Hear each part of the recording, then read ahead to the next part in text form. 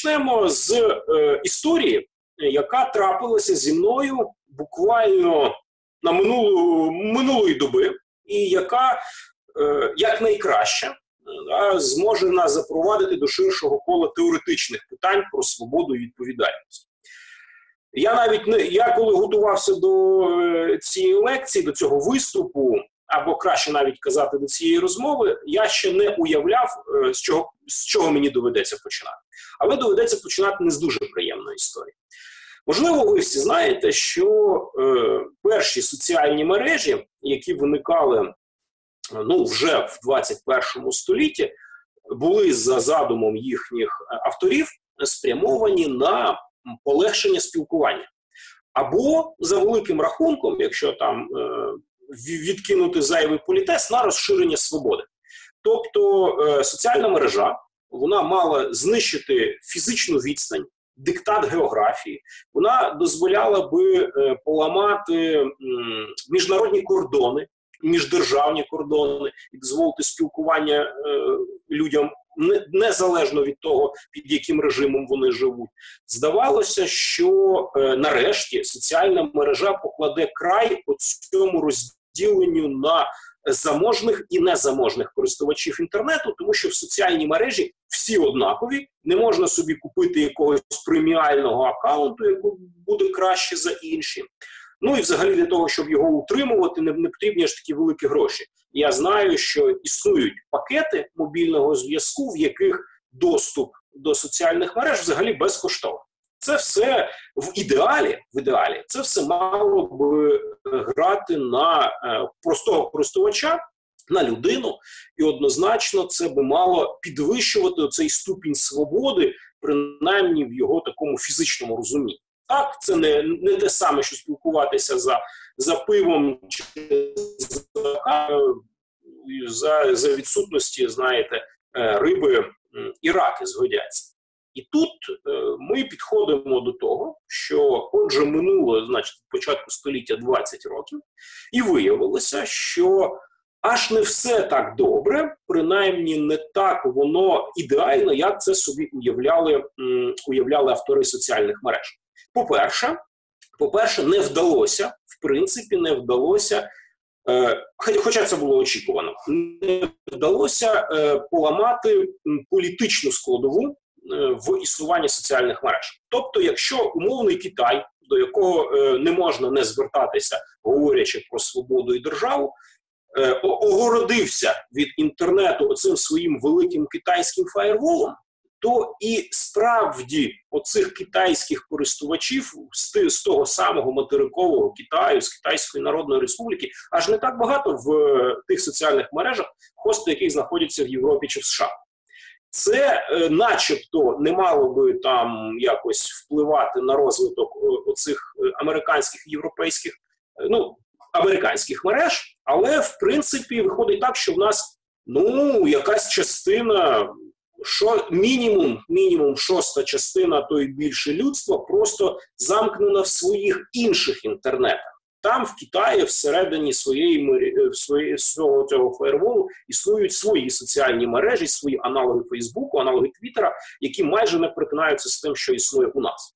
Але це політичне питання. І суто практично його можна було би вирішити, якби хтось окремо хотів би в Китаї зайти до заблокованих сайтів, він би міг скористатися з різних технологій і в індивідуальному порядку пробити цей фаєрвол. Для великої кількості людей це не є аж так важливо, і тому материкові китайці, народні китайці в нас з мереж вимкнені. Плюс існує стабільна практика такого локального виключення інтернету в певних регіонах або країнах під час політичних негараздів. Наприклад, цим грішить Туреччина, наприклад, це є проблема для Ірану, для Єгипту в певний час. І соціальні мережі самі по собі ще не змозі впоратися із політичними режимами. Зрозуміло, ніхто і не вірить, що політичні режими піддадуться соціальним мережам, ніхто не вірить, що одна соціальна мережа зможе звалити цілу державу, як би не хотілося в це вірити після арабської весни. Ну, в будь-якому випадку цього не вдалося.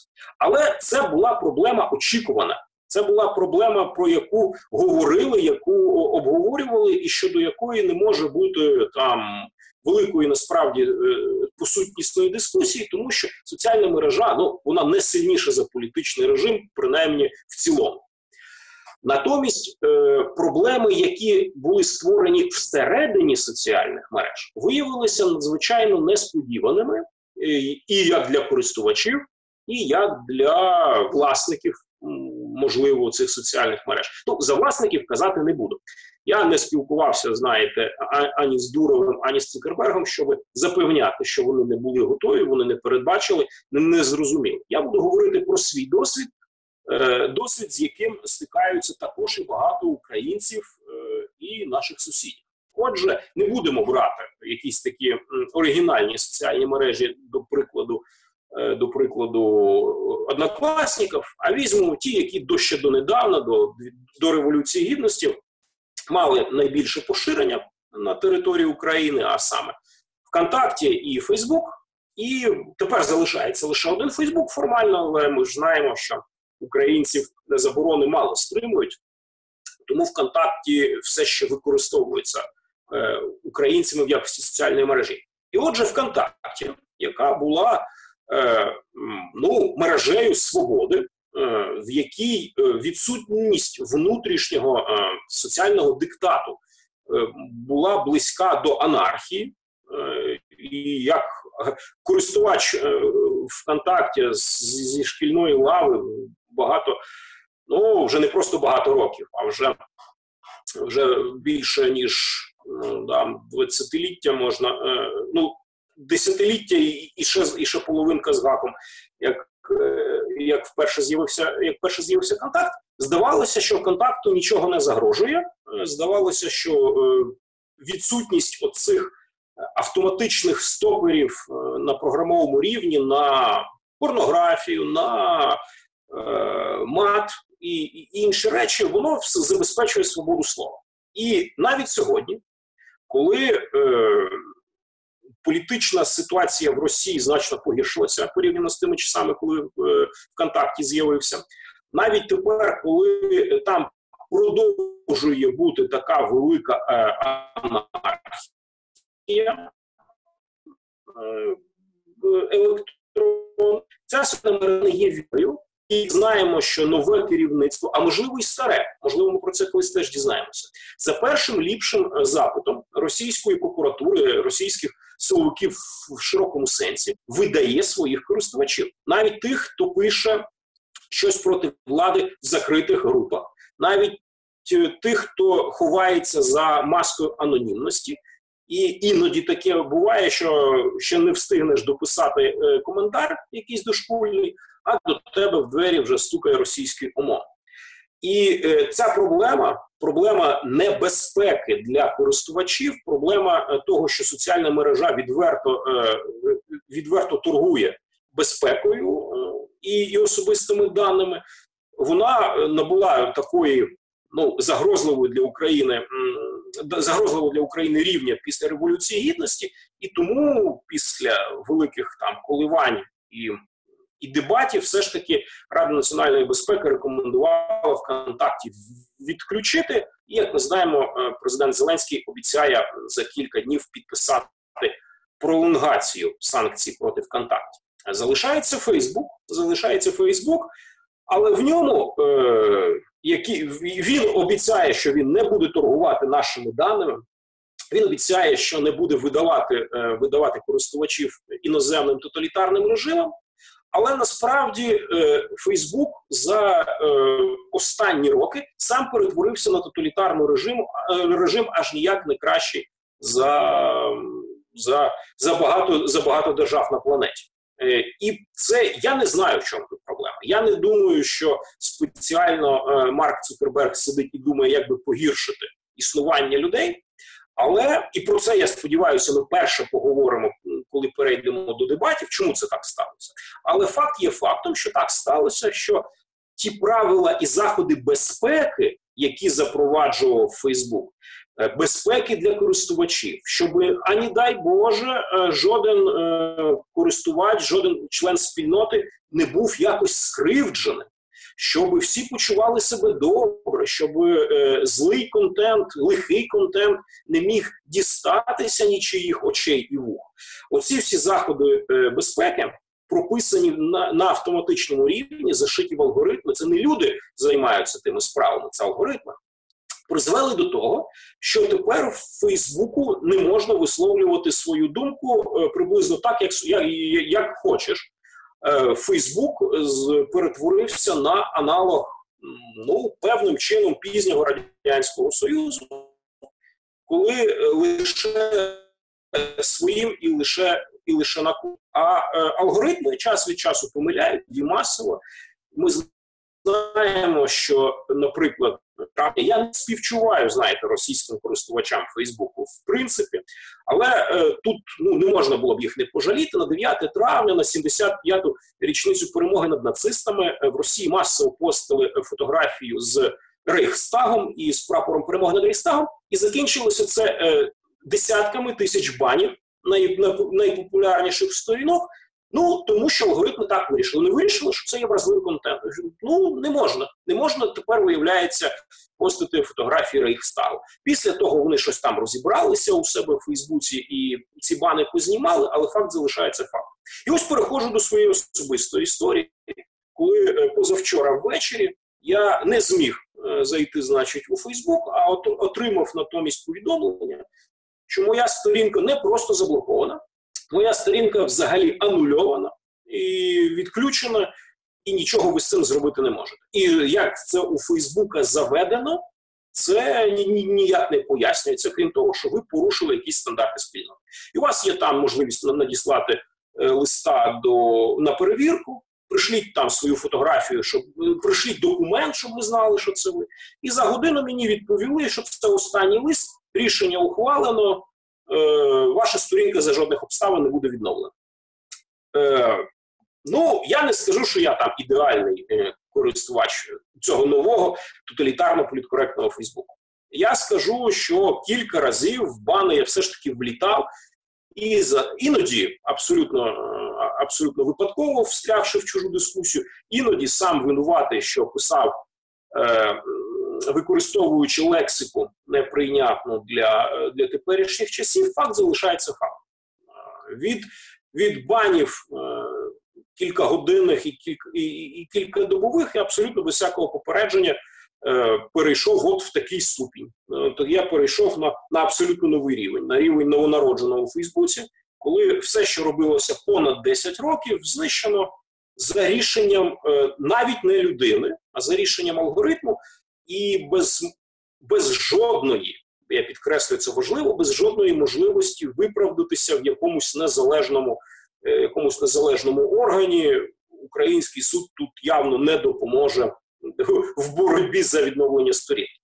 Тому питання, як так сталося, що соціальні мережі, які декларують розвиток свободи, які створювалися задля того, щоб свобода була важливою, щоб свобода поширювалася в світі. Нам здавалося в 90-х роках, що з появою інтернету назавжди з нашого життя зникне несправедливість і оцей нерівномірний розподіл знання.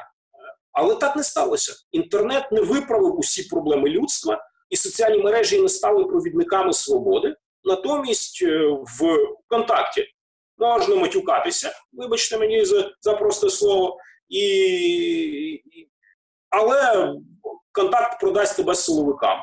Фейсбук, можливо, Фейсбук і не продасть тебе силовикам, але точно продасть тебе Кембридж-аналітиці для того, щоб хтось міг на тобі заробляти, і може вимкнути твій профіль за будь-що, навіть якщо в принципі ніякої причини немає жодного приводу і реального порушення їхніх правил, але от тому, що так здалося алгоритму. А людина, яка там знаходиться на підтримці, я дуже сильно сумніваюся, що всі вони розуміють українську мову і правильно розставлені контексти для того, щоб розібратися, чи було там порушення, чи не було. От це є приклад, який може стосуватися кожного. Свобода, яку пропагують соціальні мережі, і не свобода, яка виходить на виході, да, в реальному світі, в тих самих соціальних мережах. І тепер ми абсолютно зрозуміло переходимо до питання про те, а чим взагалі є свобода для людських спільнот. Ми не говоримо тут про філософський вимір, про внутрішні свободи, це не зовсім до мене і не моя спеціальність, але я думаю, що в кого знайдуться і філософи, які здатні говорити про такі речі. Моя спеціалізація – це популяризація оцих нових концепцій про свободу суспільства і свободу держави. І якраз ми тут і знаходимося для того, щоб поговорити про загальний курс людства від несвободи до свободи і про те, як пройти цим шляхом, цим вузьким коридором, або, як написав в своїй рецензії Олександр Еткінд, британський дослідник, цим серпантином. Це навіть не вузький коридор, це справді гірський серпантин, вузький, небезпечний, повний звивин шлях до свободи поміж різними викликами, які цій свободі в принципі заперечують, які її підважують або обмежують. Чому взагалі люди говорять про свободу, про розвиток держав і суспільства? Очевидно, що людям властиво, людям характерно озиратися, людям характерно роздивлятися за вікно на всі боки і ставити питання, чому вони живуть саме так, а не інакше. Я би не був впевнений щодо, скажімо, до історичних часів, до історії первісного ладу, але точно ці питання поставали перед людьми цивілізованими або напівцивілізованими приблизно 12 тисяч років тому, так точно.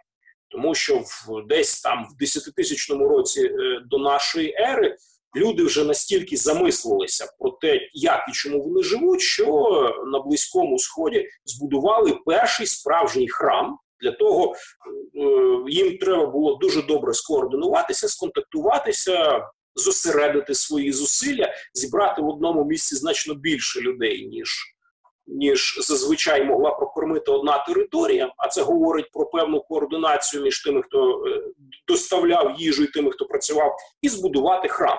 І ці релігійні відповіді на питання, хто ми, звідки, куди йдемо, вони продовжували домінувати досить довго. Були суспільства, в яких будувалися інші відповіді, але здебільшого до 17 століття нашої ери релігійні відповіді були найважливішими. Ми знаємо, що найчастіше оці всі відповіді зводилися до певного такого релігійного фаталізму.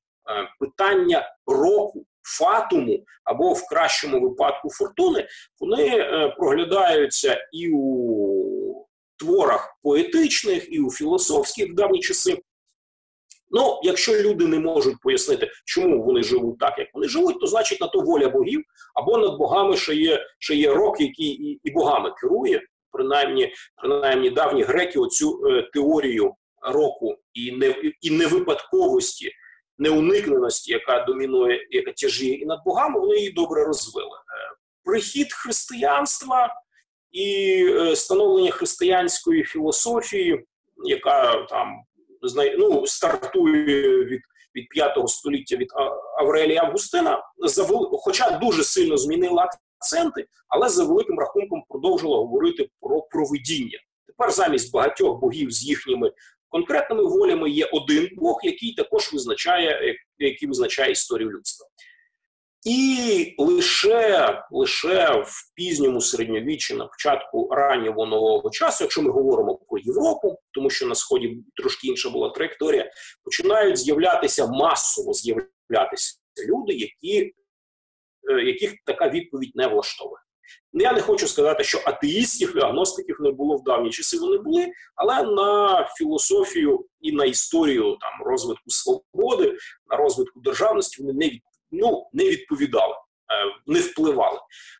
Починаючи з раннього нового часу, починаючи з відкриття Америки і початку справжньої глобалізації, в 17 столітті з наукової революції, оці всі люди, які не хотіли задовольнятися відповіддю, що є лише провидіння Господнє і більше нічого, їх стає так багато, що вони починають домінувати в інтелектуальному дискурсі.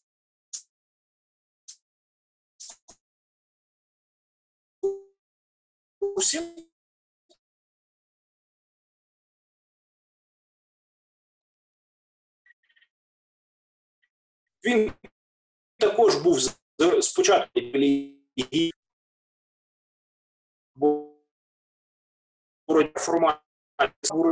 визволення від ков, але в принципі від того часу стається саме так, а не інакше.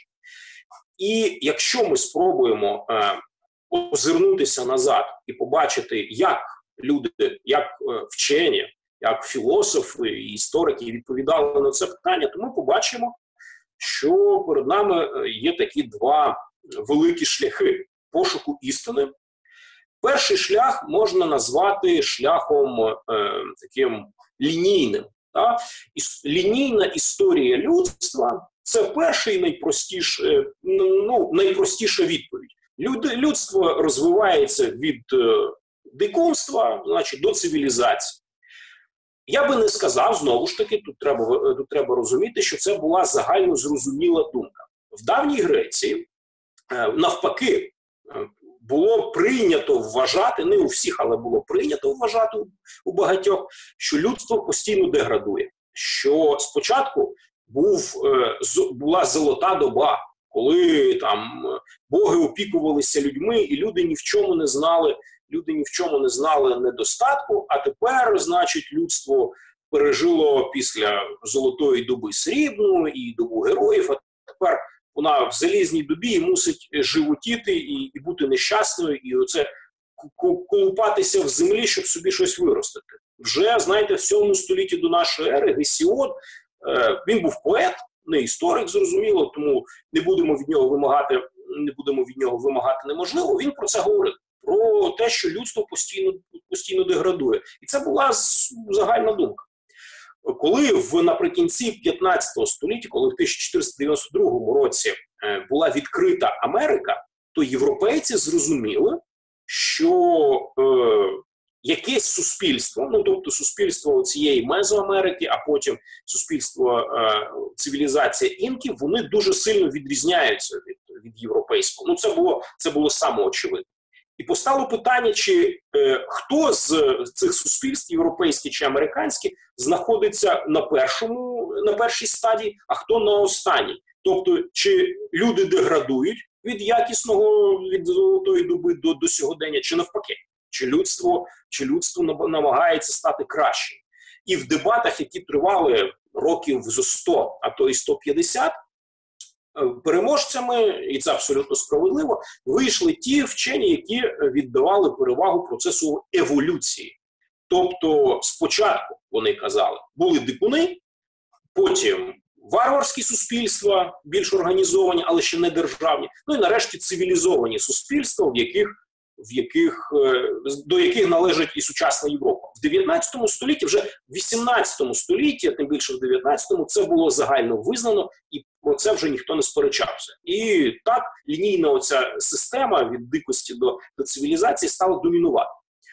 Але в 19 столітті стали з'являтися інші голоси, коли європейці більше познайомилися з тим, як влаштовані культури Китаю і Індії, і вони стали говорити, що не можна, в принципі, тут ніякої лінійності протягувати, немає руху з минулого в майбутнє таке, що від дикунства до цивілізації, а кожна цивілізація проходить свій окремий шлях, навіть свій цикл від зародження і піднесення до занепаду і загибелі, і порівнювати їх взагалі не можна. І 19 століття, а особливо початок 20-го, пройшли під впливом оцієї інтелектуальної моди на циклізм, який абсолютно заперечував лінійний розвиток. Якщо там в 19 столітті Льюіс Генрі Морган, на якого так любив покликатися спочатку Маркс, а потім Ленін, проповідував лінійність у всьому світі, то на початку 20 століття Шпенглер, інтелектуальний бог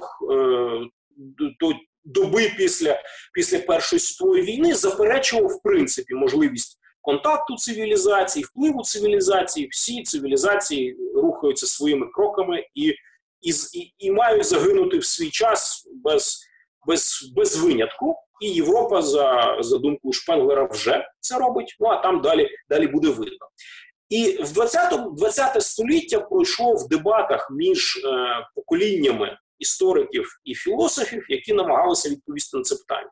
Чи розвивається історія людства? Чи історія людства є лінійною? Чи вона є циклічна? Ну, вже ніхто не говорив про занепад цивілізації як такої, але тим не менше кожне покоління давало нову відповідь на ці питання. Одні були думки до Другої світової війни, після Другої світової війни відбулося велике переосмислення.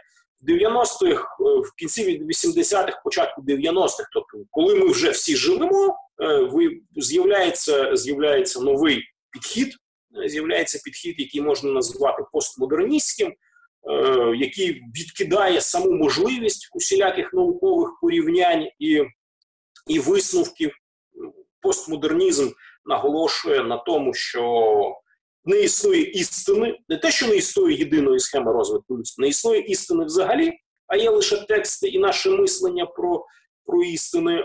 Ну, початок 21 століття виявив, що людству все ж таки недостатньо. І на початку 21 століття ми бачимо, і я як популяризатор науки, як науковий редактор кількох книжок видавництва нашого формату, бачу, що дискусії ці аж ніяк не припиняються.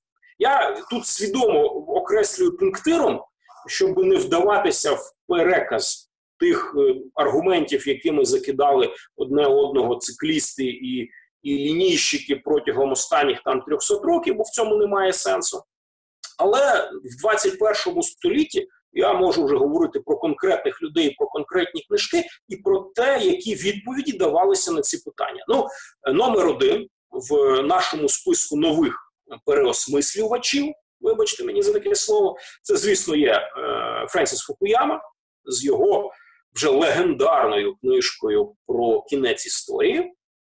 Здається, якесь наукометричне дослідження показало, що книжка Фукуями є найбільш цитованою з наукових робіт взагалі сучасності, але за великим рахунком більшість істориків і філософів цитували Фукуяму лише для того, щоб копнути його, щоб поглузувати з нього. І на честь Френсіса Фукуями він все ж таки вдався до переосмислення своєї концепції. Нагадаю в двох словах, в чому вона в принципі полягала. Френсіс Фукуяма був не перший, хто висунув ідею кінця історії. Кінець історії не означає кінець світу і тим більше не означає кінця подій.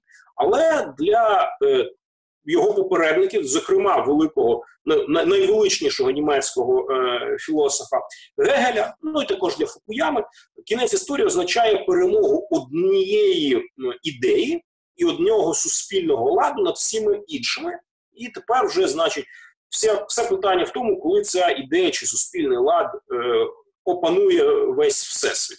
Для Гегеля це був переламний 1806 рік, коли революційна Франція, коли, точніше, вже війська Наполеона здолали під Єною війська Пруссії, і Гегель під враженням заявив, що все, тепер оцей порядок, революційний французький порядок, такий собі напівсоціалізм, а напівмонархізм буде домінувати. А всі старі держави, всі, значить, старі режими, вони рано чи пізно впадуть.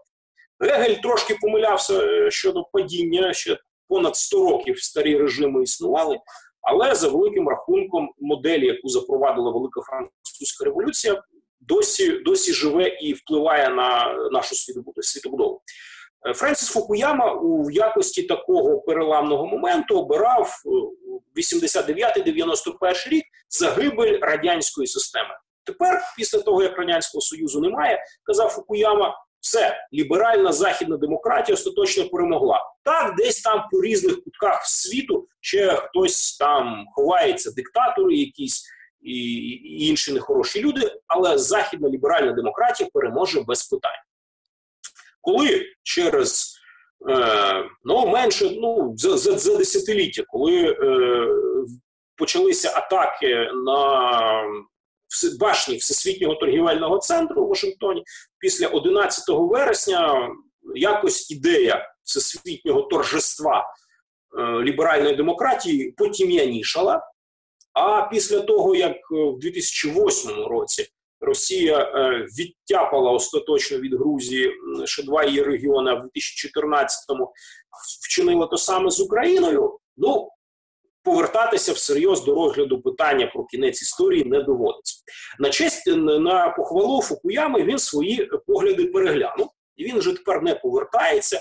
Нещодавно наш формат випустив переклад великого такого двотомника Фукуями, який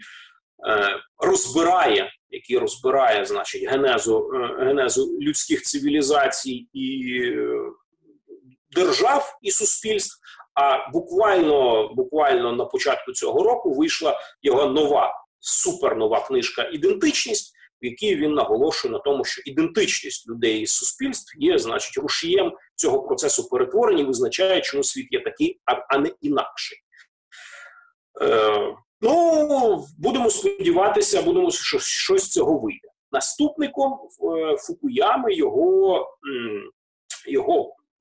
я би не сказав спадкоємцем, але певною мірою учнем, але і опонентом був Семюель Хантінгтон, на жаль, на цей час вже покійний, який висунув концепцію боротьби цивілізацій.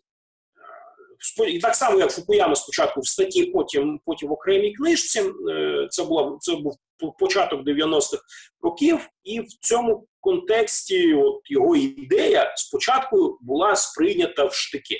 Так само, як всі носилися з Фукуямою, так ніхто не хотів слухати Хантінгтона. А потім, коли виявилося, це вже, точніше, не стільки потім, скільки вже зараз, коли почався так званий рух Росії з колін, коли Китай випередив за темпами розвитку Сполучені Штати, і коли це вже останній, значить, цвях в труну критиків концепції Хантінгтона, почався оцей розвиток ісламської держави. А я нагадаю, що в 2014 році увага світа була переключена з України на Ірак і Сирію, не в останню чергу тому, що там відбувся феномен, який тоді не могли нормально ніяк осягнути, феномен ісламської держави, який аналітично і до сьогодні залишається нерозібраним. І от стало зрозуміло, що зарано казати про те, що весь світ тепер зільється в одному глобальному екстазі, а виявляється, що все ж таки культура має значення. В 70-х роках Хантінгтон багато говорив, і є навіть у нього збірка, яку він редагував під такою назвою «Культура має значення». Тоді всі з цим боролися, тому що вважали на Заході це апологією расизму, культуру відкидали і наголошували, що Хантінгтон каже нехороші речі, тепер виявляється, що не такий вже він був і не правий. І тепер вже він, зрозуміло, не відповість ані критикам, ані підтримує апологетів, але залишається фактом. Ще з тих, кого обов'язково треба згадати, з таких великих мислителів новітнього часу, які намагалися відповісти на питання, чому так, а не інакше, можна назвати Джареда Даймонда, за освітою біолога, який багато років провів як дослідник примітивних суспільств в Східній і в Південно-Східній Азії, і в Африці, і який виніс звідти багато спостережень, які ці спостереження і відповіді, які він дав, втілив у трилогії. Перші дві книжки вже надзвичайно популярні. Це знамениті рушниці, точніше там порох, їжа і сталь, або рушниці, порох і сталь, залежить від перекладу. І друга книга «Колапс». І там він розглядає питання, як суспільства зустрічаються з викликами, які перед ними ставить природа або інші суспільства. І, перша книжка про рушниці присвячена тому на питання, чому Євразії вдалося перемогти решту країн, решту навіть континентів європейським державам, а книжка «Колапс» присвячена тим суспільствам, які дали неправильні відповіді на виклики і загинули. І нова його остання книжка, яка нещодавно вийшла, «Переворот», дає характеристику тим суспільствам, яким вдалося подолати ці всі виклики. Даймонда можна вважати за, не те щоби апологета і співця, але за такого фоловера, за співчуваючого ідеї географічних і біологічних чинників. Географічний детермінізм виник в 19 столітті. Його провідником був німецький географ Леопольд фон Ранке, і Ранке стверджував, і багато за ним хто після нього, що географія і тільки географія має значення. От якщо вам повезло з географією, то значить все у вас буде тік-ток. А якщо вам з географією не повезло, то ви так будете плестися в хвості розвитку цивілізованого світу. Боротьба з географічним детермінізмом, вона була настільки активною, що її відголоски чути і до сьогодні. Якщо хтось з вас колись там, я вже чув, що хтось дивився «Чому нації занепадають», навіть там книжка, яку від Ранке і від географічного детермінізму відділяє століття, все одно видно інвективи, випади проти цього географічного підходу. Даймонд, зрозуміло, його не копіює. Але він намагається нам пояснити, що все ж таки певні географічні умови, певне значення все ж таки мають, і не варто взагалі про них забувати. Можна згадати в переліку людей, які дають відповіді, і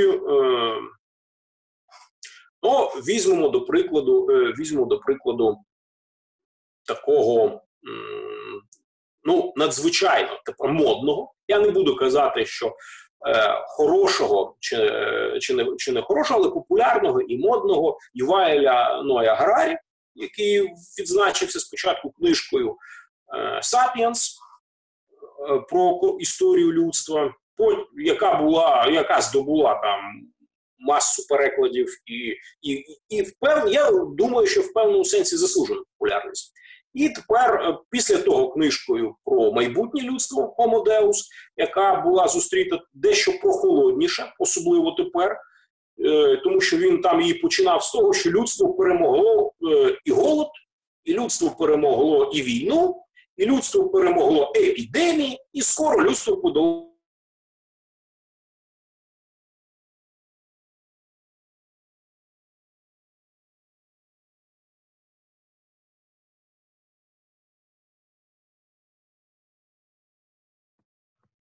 Друзі, щось у нас технічна якась помилка. Зараз будемо вирішувати. Буває, що інтернет іноді. Ага. Так. Я дещо зник, але знову повернувся. Супер. Тож продовжуємо про Гарарі. Але з третьою книжкою про 21 урок для 21 століття він взагалі зганьбився, якщо ви пам'ятаєте, тому що в розділі про фейки і про маніпуляцію інформацією він там в російському виданні викинув фейк-ньюс і російські приклади анексії Криму, а замінив їх на фейк-ньюс Трампа, і після того, як про це стало відомо, був великий шкандаль. Але якщо не брати оці його дві книжки, а зосередитися на першій, то там він говорить, для того, щоб там шокувати і підвищити інтерес читачів, він говорить про те, що це не людство колонізувало пшеницю, а це пшениця поработило людство. А якщо серйозно, то він говорить про те, що наші проблеми полягають у тому, що людина еволюціонувала приблизно там до 40 тисяч років до нашої ери і була якраз пристосована до тих умов. І зараз ми фізично залишаємося на рівні пристосування до того часу, а суспільство навколо нас змінюється так швидко, що ми за ним не встигаємо. І от через те, що ми не встигаємо еволюціонувати так само, як змінюється суспільство, от в тому полягають всі наші проблеми. Є і багато інших різних відповідей на питання, чому в нас саме так, а не інакше. І книжка, яку ми зараз будемо обговорювати, вона насправді є однією з відповідей на те, чому це саме так відбувається. Підхід, який відстоюють Аджемоглу і Робінсон, не можна назвати ультрасучасним. Насправді, інституціоналізм – це є доволі поважна течія, яка в первісному там вигляді була сформована так само, як і решта попередніх в 19 столітті, коли закони, якщо є добрі закони, говорили інституціоналісти, то значить у вас все буде добре. В 20 столітті, наприкінці 20 століття склалася неоінституціональна школа на чолі з Дугласом Нортом, на мій суб'єктивний погляд, найвизначнішим з філософів історії і розвитку людства. І всі його наступники, зокрема Аджемоглу і Робінсон, представляють собою погіршену версію того, про що говорив Дуглас Норт і його соавтори. Але, в принципі, на саму ідею неоінституціоналізму це не впливає, тому що ідея популярна полягає в тому, що людство розвивається за допомогою формальних і неформальних інститутів. Якщо у вас добрі інститути, а інститути – це не тільки, зрозуміло, якісь там окремі закони чи окремі інституції в сенсі міністерств. Це, власне, вся система політичного управління державою. Якщо у вас добрі інститути, то, значить, і суспільство у вас буде розвиватися, то суспільство у вас буде процвітати, і люди будуть багатіти. А якщо у вас погані інституції, то, значить, буде вам торба рано чи пізно. І на підтвердження цієї ідеї вони написали книжку, як би до неї не ставитися, до супербестселеру, чому нації занепадають. Ця книжка проповідувала якраз конкретно цю ідею. Там Аджемоглу і Робінсон поділили всі інституції на екстрактивні, тобто ті, які лише викачують гроші, в сенсі ресурси, викачують ресурси з людей і віддають ці ресурси виключно невеличкі там купці еліти, і на інклюзивні інституції, які дозволяють в принципі, більшій частині людства, цим ширшим колом народним, брати участь в розподілі цих ресурсів. От, кажуть вони, збудуйте ці нормальні інклюзивні інституції, а не оці, значить, екстрактивні, і буде у вас порядок і процвітання.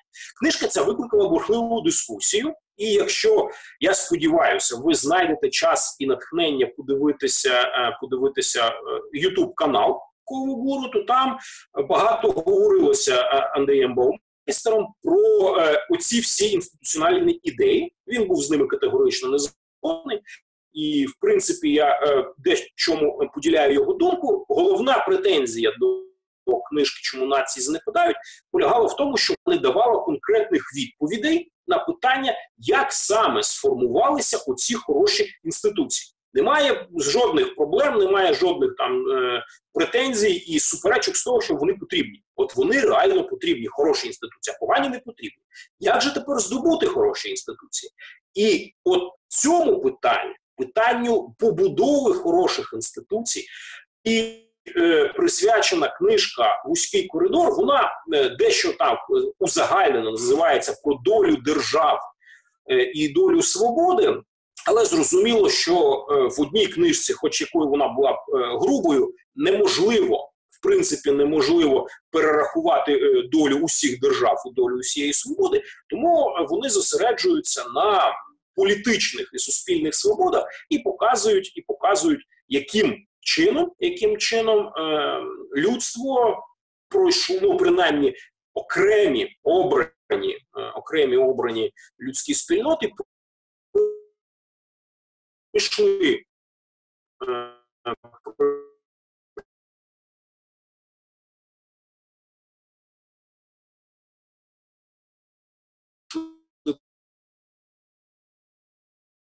цьому шляху, збудували інституції і візію саме Аджемоглу і Робінсона конституціональну і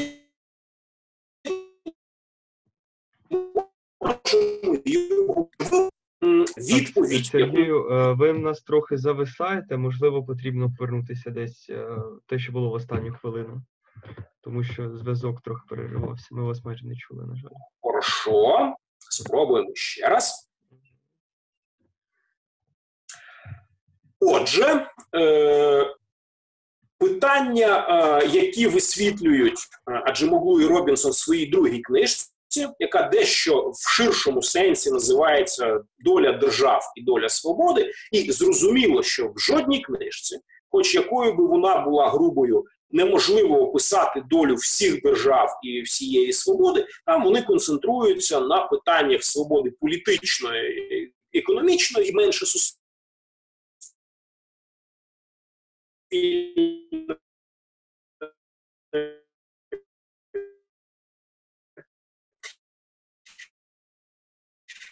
І цю книжку прочитати «Вузького коридору». Ці дві книжки складають такий двотомник, і він означає, що є відповідь Аджемоглу і Робінсона на ці виклики, на виклики неоінституціональної теорії. І хочу зробити останнє історіографічне зауваження, що їхня відповідь не є єдиною. Треба розуміти, що якщо ми говоримо про інституції і інституціоналізм, точніше неоінституціоналізм, це не значить, що тут є тільки Аджемоглу і Робінсон і їхня візія. Існують і інші книжки, і інші автори, які відповідають дещо інакше, на мій суб'єктивний погляд, можливо, навіть краще. Принаймні в деяких пунктах це їхня відповідь дає більше там для роздумів і здається ближчою до реальної істини. Я хочу назвати книжку Еріка Райнерта. І знову ж таки існують різні варіанти її перекладу, і там, яка говорить про те, як саме, чому нації. От він полемізував з першою книжкою Аджемоглу і Робінсона і назвав свою книжку приблизно так, що чому, значить, багаті народи збагачуються, а бідні залишаються бідними. Він вступив в полеміку. І чому Ерік Райнерт? Він, на відміну від політолога і економіста Аджемоглу і Робінсона, він багато працював в Латинській Америці на відповідальних посадах, він пропонує іншу візію, до якої ми, можливо, колись дійдемо і поговоримо. Також є і інші варіанти. Є індійський економіст Ручір Шарма, який також написав книжку про багатство народів, і він там висунув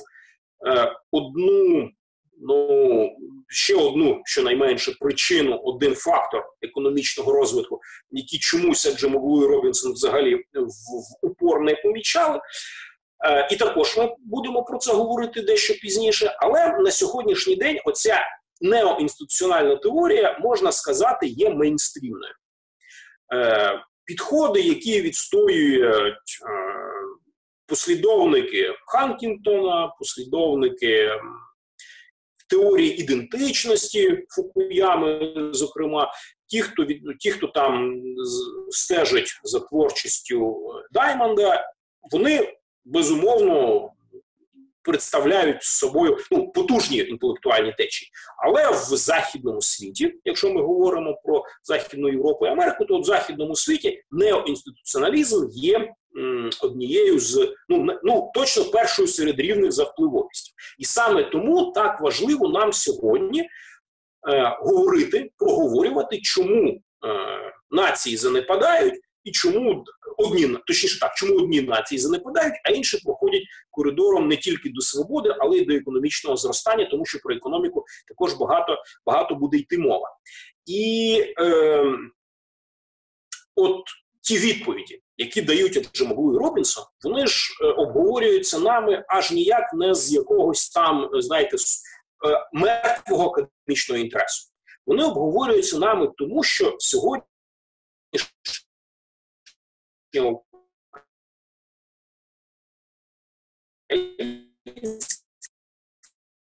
держава вкотре за радянських умов до 91-го року ніякого вибору українського суспільства не було і не могло бути.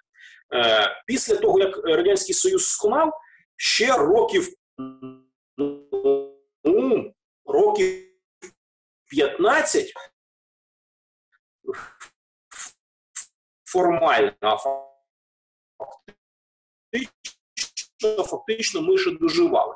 І почалися структурні зміни, і тепер Україну хитає між потребою в реформах, і Україну хитає між патерналістськими очікуваннями суспільства. І якщо ми проговоримо цю книжку і спробуємо дати відповідь на питання, яким саме шляхом рухатися Україні, чи ми можемо там пройти поміж диктатурою і анархією, чи можемо ми подолати оці суспільні норми, які працюють проти України, то тоді я буду розуміти, що, значить, це все не дарма. Не дарма наш формат переклав книжку, не дарма я редагував переклад, ми її видали, не дарма ми обговорювали. З розумінням того, що ми мусимо постійно оглядати частину, які є відповіді на питання, чому світ влаштований так і інакше. І думаю, що після перерви ми поговоримо детально про те,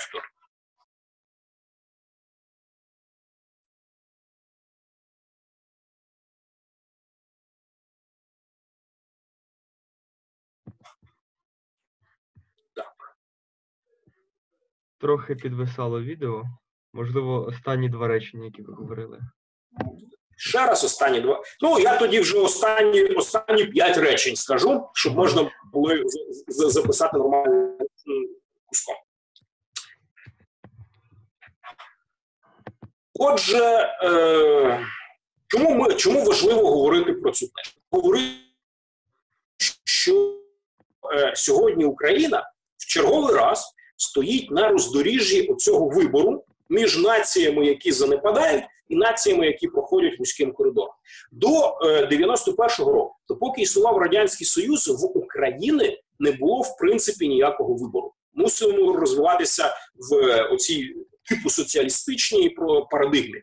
Після 91-го року, коли Радянський Союз сконав, УРСР все ж таки залишилося. Формально вже була незалежна Україна, але на рівні інституцій і очікувань населення все ж таки Українська соціалістична, республіка існувала. І найкраще підтвердження цьому – це те, що в 98-му році комуністи набрали більшість в українському парламенті, а в 99-му комуніст вийшов до другого туру українських виборів.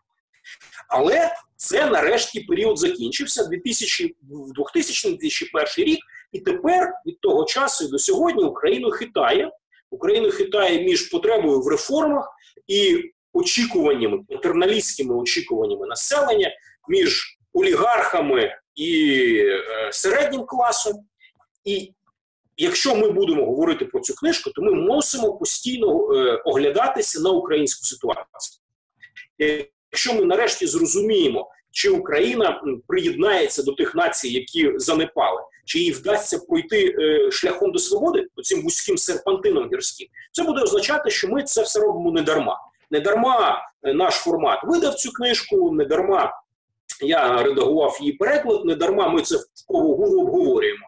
І за результатами цього обговорення, принаймні, можливо, ми будемо для себе краще розуміти, чи в наступні 5 років Україну чекає піднесення, чи продовження того, що відбувається зараз.